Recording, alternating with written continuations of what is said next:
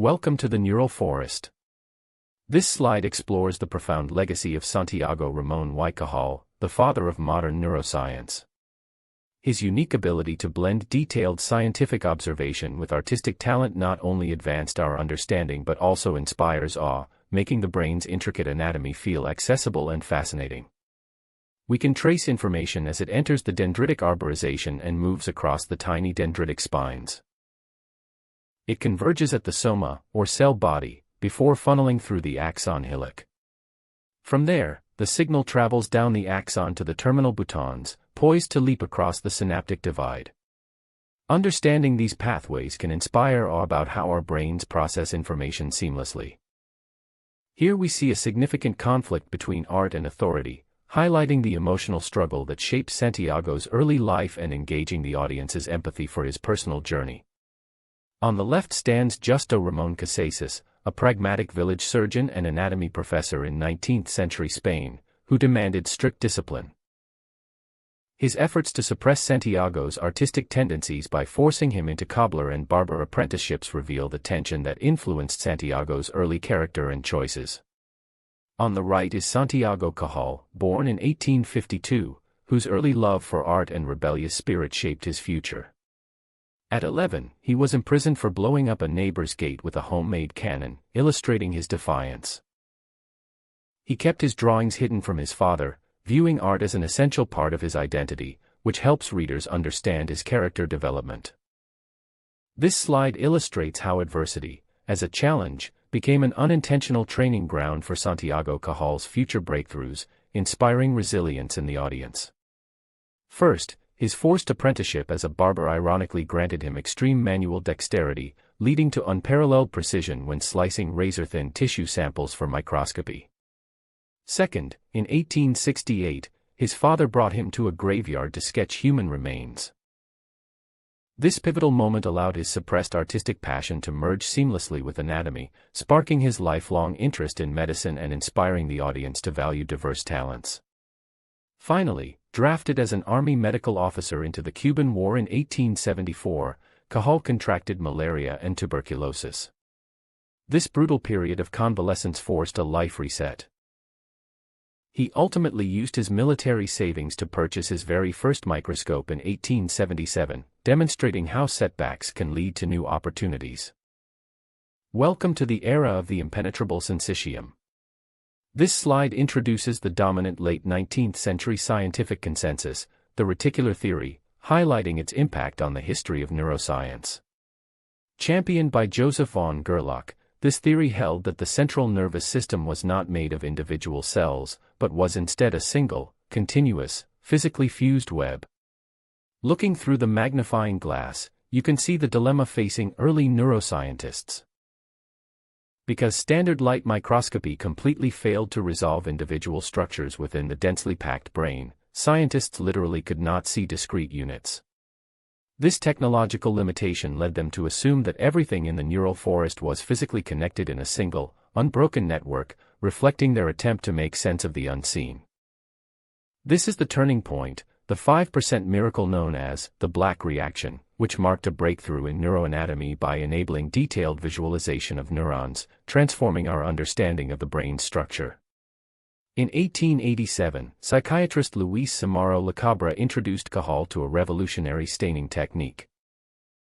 Developed by Italian pathologist Camillo Golgi, it utilized a chemical mix of potassium dichromate and silver nitrate, marking a major milestone in neuroscience that would change how we understand the brain. The Golgi stain completely defied logic. Instead of turning the entire tissue slice into an unreadable, pitch-black thicket, as seen on the left, it randomly selected and stained only about 5% of the neurons. It turned those few a stark, opaque black while leaving the remaining 95% beautifully transparent. For the first time in history, scientists could view a single neuron in its entirety against a clear background, sparking curiosity about how this breakthrough could open new scientific possibilities. This slide highlights Cajal's innovative approach through the methodological triad, inspiring admiration for how these core pillars transformed our understanding of the brain. First, chemical refinement. Cajal's meticulous optimization of Golgi's technique through a double-soaking method with silver nitrate demonstrates his dedication to scientific accuracy and encourages respect for detailed craftsmanship.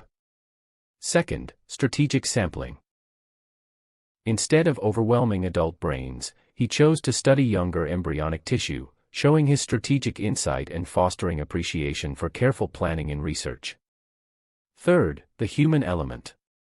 Because the stain captured only random fragments across flat 2D microtome slices, Cajal relied on his artistic spatial reasoning. He brilliantly synthesized these disjointed shapes into comprehensive, 3D realities. The ultimate result: the neuron doctrine. Proving that the nervous system consists of discrete cellular units, entirely overturning the old syncytium theory.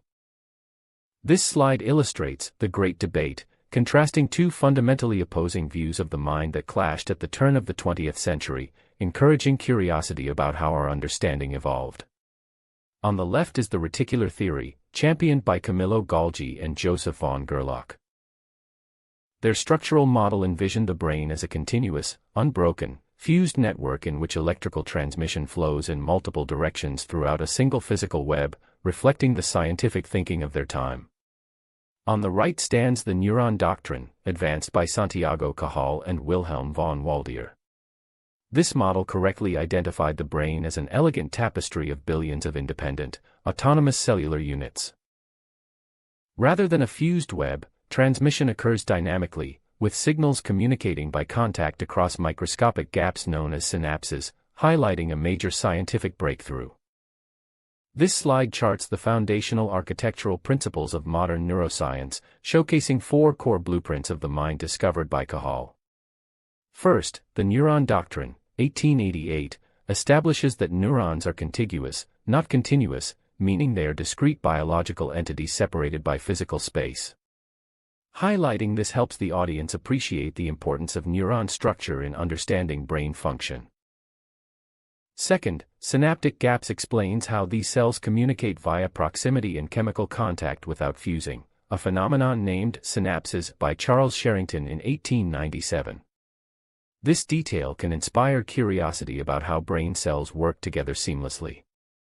Third, the growth cone, 1890, reveals that developing axons grow outward from their tips, acting like biological battering rams as they navigate through dense tissue. This highlights the dynamic nature of neural development, encouraging interest in how the brain forms. Finally, chemotaxis, 1892, explains how these growth cones find their precise targets by trailing chemical gradients laid down by other cells. Before Cajal, the true direction of nervous impulses was a complete mystery. This slide highlights his groundbreaking solution, the law of dynamic polarization, 1892, which proved that the nervous system operates on a strict, predictable, one-way directional flow of information. Cajal mapped this elegant three-step pathway across the neural landscape. First, input occurs at the dendrites, which act as receiving antennae to pull incoming information into the cell. Next, processing takes place in the cell body, or soma, serving as the central hub where the neural signal is consolidated. Finally, output is handled by the axon, the primary cable carrying the outgoing electrochemical current straight to the next neuron's waiting dendrites. This flow of signals demonstrates how the nervous system works in a straightforward, predictable manner. This slide illustrates the neural forest metaphor, a poetic lens through which Cajal inspired curiosity and admiration for his scientific discoveries.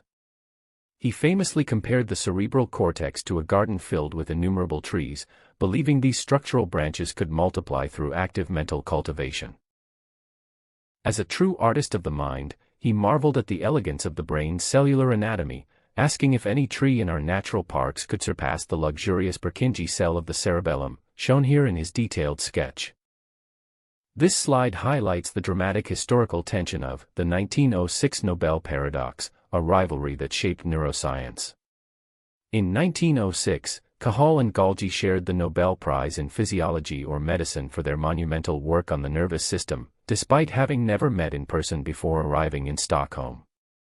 The ceremony quickly turned into a scientific battleground.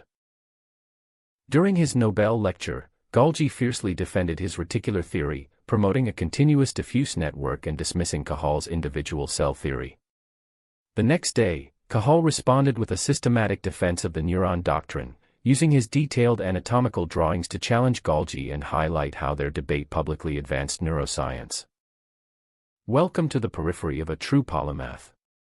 While celebrated as the father of neuroscience, Cajal's genius extended far beyond the brain, spanning 3 distinct domains, highlighting his remarkable versatility and inspiring admiration. First, in public health, he developed a highly effective cholera vaccine during an 1885 epidemic in Valencia, which not only advanced disease prevention but also earned him a Zeiss microscope, highlighting his practical impact on society. Second, in visual technology, he was a passionate pioneer of color photography. He manufactured his own emulsions and published a definitive book on the subject, capturing early stereographs of Spanish life that showcase his innovative spirit and inspire curiosity. Finally, in pathology, he discovered the interstitial cell of Cajal, the pacemaker regulating gut contractions, and correctly theorized that cancerous tumors connect directly to the tissue they grow around.